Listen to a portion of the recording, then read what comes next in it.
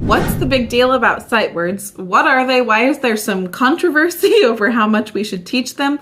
So let's get into it a little bit.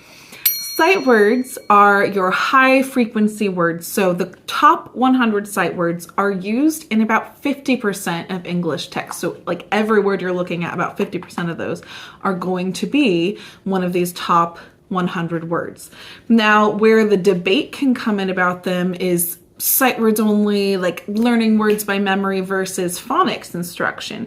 And so that's what I want to delve into in this video. Are they separate things or can they actually work together? So first of all, many sight words, contrary to popular belief, do follow basic phonics rules. All, but, it, and even words. Basically, you can use phonics rules to figure those out and decipher them. There are some that don't follow the regular rules and come up a lot in text. Said, not usually the two vowels, right? I mean that the A would say its own name, like said, but said is a word we need to know, of course, and it doesn't follow the regular rules. This one is like really tricky.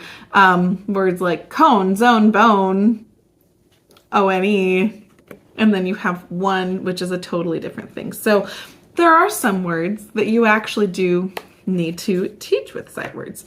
So with that in mind, how can we use sight words to actually go in conjunction with phonics instruction? So sight words can be used along with phonics techniques to learn all these words that you need to know. For example, wood, right? If you're just memorizing it by rote, okay, wood, this, you look at it, you see the word is wood. But then we have could, and wait, I don't know what that is. So if you were to teach to a child that O-U-L says ol together, then they could use phonics rules to do wood, wood. I said it weird, sorry. Would. And if they know O-U-L says ol, then they could also do could, right? You can also use a sight word like right, where it's tricky because it's the silent W, but you can teach when they're learning this sight word that WR goes together to say R.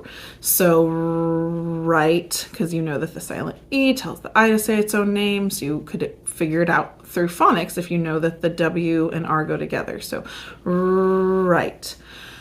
And this would help then with other words that aren't necessarily the top 100 sight words, but a student could distinguish a word like wrong as well if you actually teach the rules while you're teaching the sight words.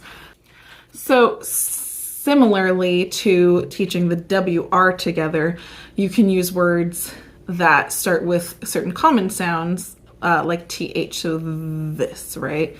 And they. So you can teach those together. There's a lot of TH sight words.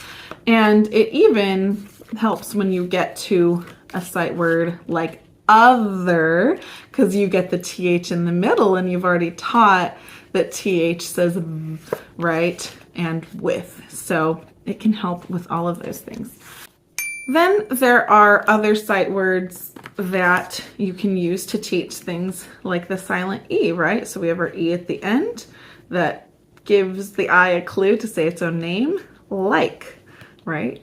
And use sight words to teach that.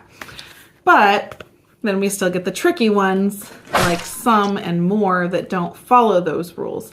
So that's why I think that phonics can be used with sight words to teach all these high frequency words so that they can recognize them right away, but also continue how to decode other words as you go. That's the basics of using sight words along with phonics.